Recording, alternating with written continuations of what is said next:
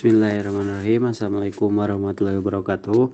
Saya Eko Tali sebagai moderator. Kami dari kelompok 8 akan mempresentasikan tentang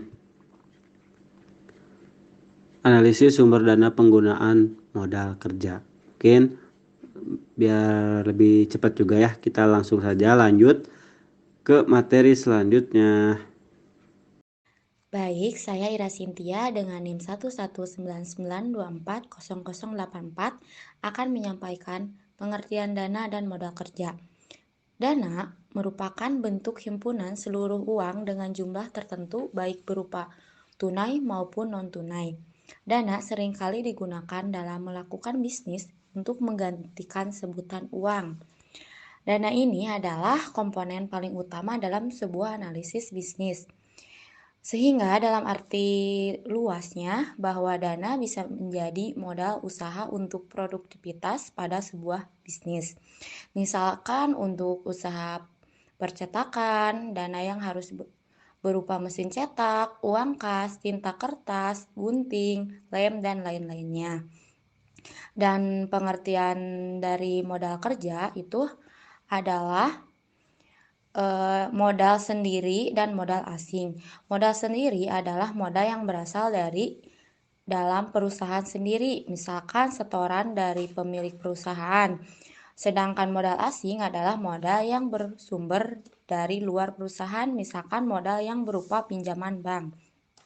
Jadi modal kerja juga bisa dijadikan ukuran likuiditas suatu perusahaan, termasuk efisiensi operasional dan kesehatan keuangan dalam jangka pendek. Modal kerja merujuk pada perbedaan aset lancar perusahaan dan kewajiban yang ditanggung dalam periode berjalan. Dan selanjutnya itu ada arti penting dan tujuan modal kerja. Seperti yang kita ketahui, kondisi keuangan dalam perusahaan memegang peran penting dalam operasionalnya. Kondisi keuangan yang stabil dapat memudahkan perusahaan mengalokasikan sebagian dana untuk menjalankan operasional bisnis secara kontinu, sekaligus mengembangkannya perlahan-lahan. Tanpa adanya kondisi keuangan yang baik, operasional perusahaan dapat terganggu, bahkan kita sebagai pelaku usaha mungkin akan kesulitan dalam mengidentifikasi besarnya omset serta profit yang didapat. Kepemilikan modal kerja yang cukup untuk menjalankan operasional perusahaan tersebut memiliki beberapa peran penting. Di antaranya adalah yang pertama itu membantu perusahaan dalam mempertahankan stabilitas usahanya terlebih pada saat kondisi sedang kritis. Yang kedua itu ada perusahaan dapat melakukan proses produksi dengan lancar tanpa terhambat oleh bahan baku yang terbatas.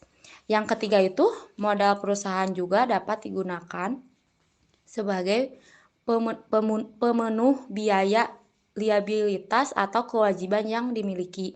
Yang keempat itu ada memperlancar aktivitas operasional perusahaan yang berkaitan dengan proses produksi, pengajian karyawan, distribusi produk, dan lain-lain.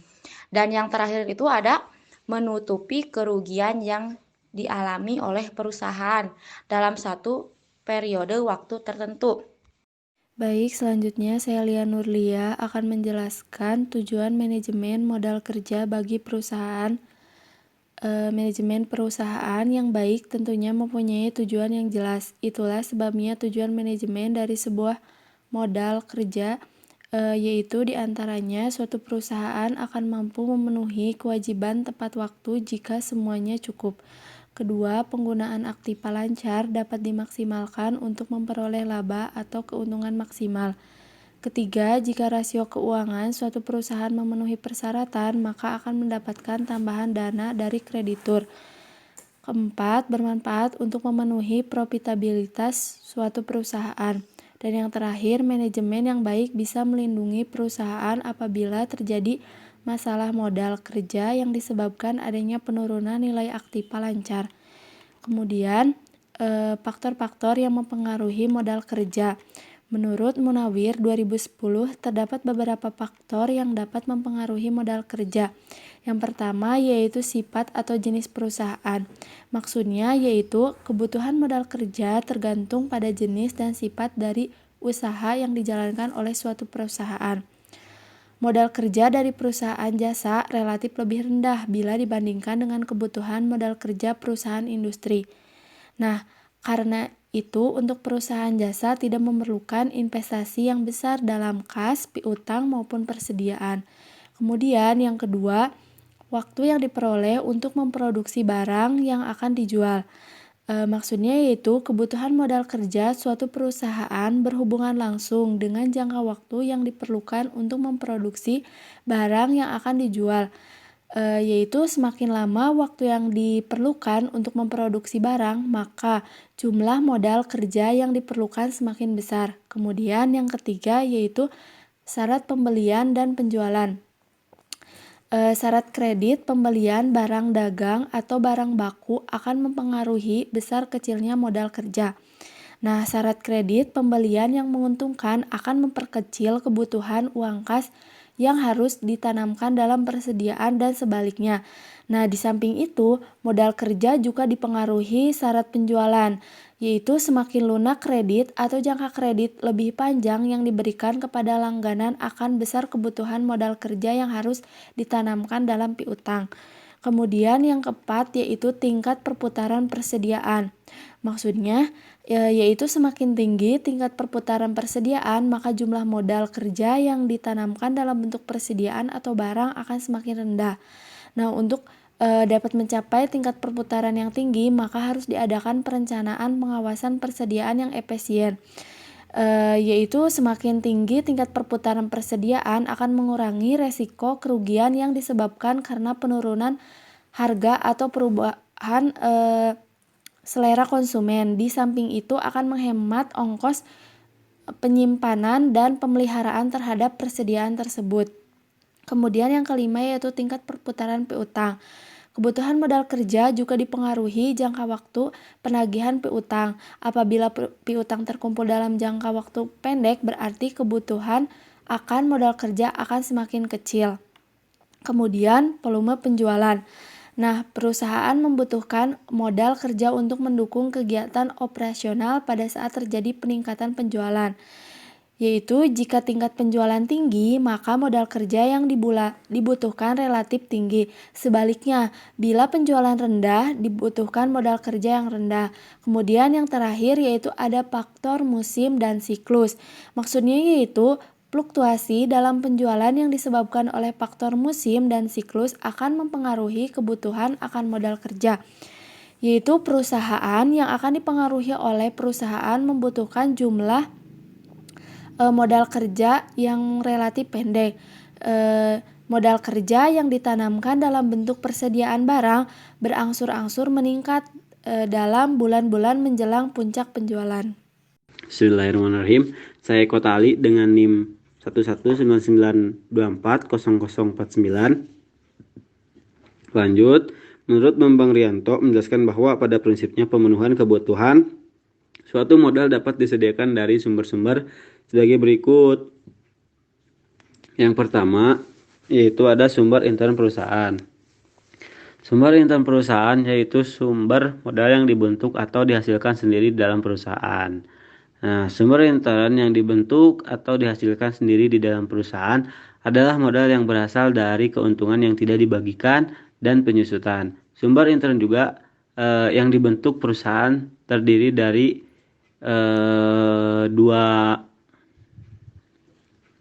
dua ya. Terus yang pertama itu adalah laba ditahan, terus yang kedua ada penyusutan. Nah, terus selanjutnya sumber ekstern perusahaan. Sumber ekstern merupakan sumber modal yang berasal dari luar perusahaan, modal yang berasal dari kreditur dan pemilik perusahaan, peserta atau pengambil bagian di dalam perusahaan. Modal yang berasal dari kreditur disebut sebagai modal asing, terus modal yang berasal dari pemilik perusahaan disebut sebagai modal sendiri.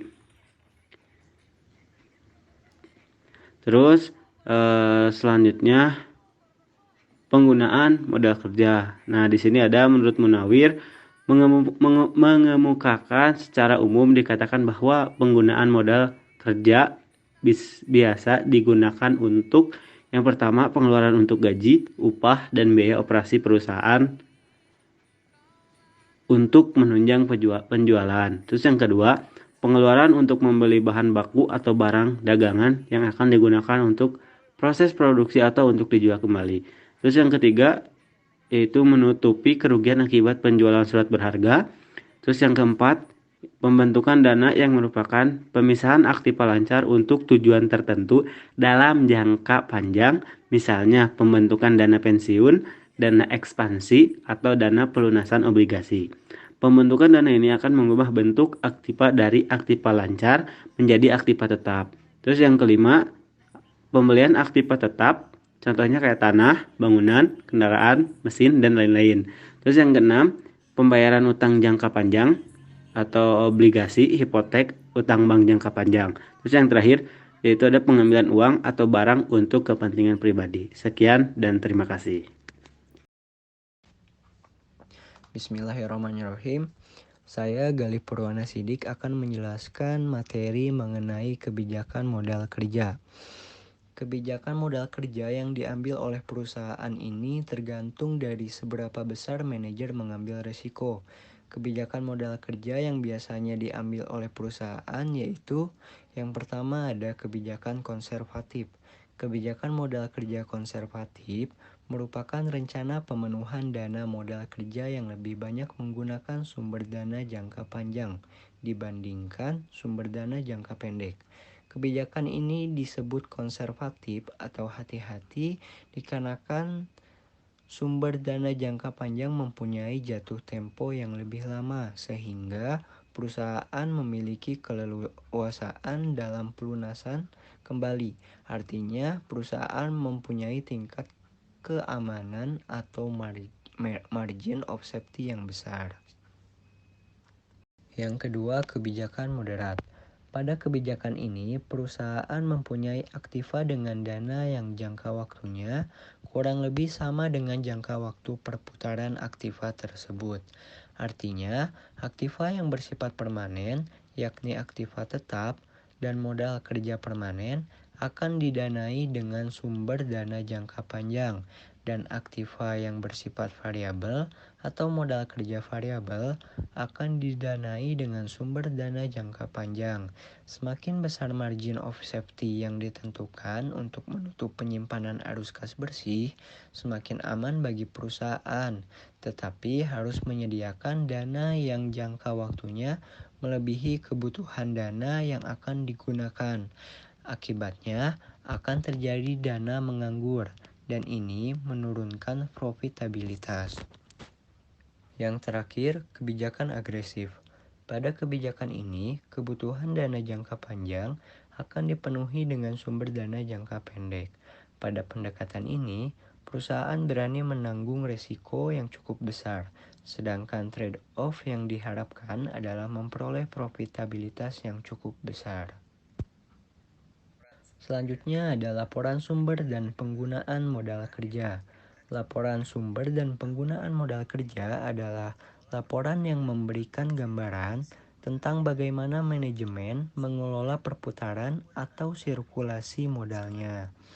Laporan sumber dan penggunaan modal kerja sangat berguna bagi manajemen untuk mengadakan pengawasan terhadap modal kerja agar dapat digunakan secara efektif di masa mendatang. Penyajian laporan sumber dan penggunaan modal kerja memerlukan adanya analisis. Analisis laporan sumber dan penggunaan modal kerja merupakan suatu alat analisa untuk mengetahui bagaimana modal kerja digunakan dan dari mana modal kerja tersebut didapat, sehingga dapat diketahui dari mana sumber modal kerja berasal dan bagaimana penggunaan modal kerja tersebut, dengan cara membandingkan laporan dua periode tertentu. Mungkin sekian materi yang dapat kami sampaikan. Mohon maaf bila ada kekurangan dan kesalahan. Wassalamualaikum warahmatullahi wabarakatuh. Terima kasih.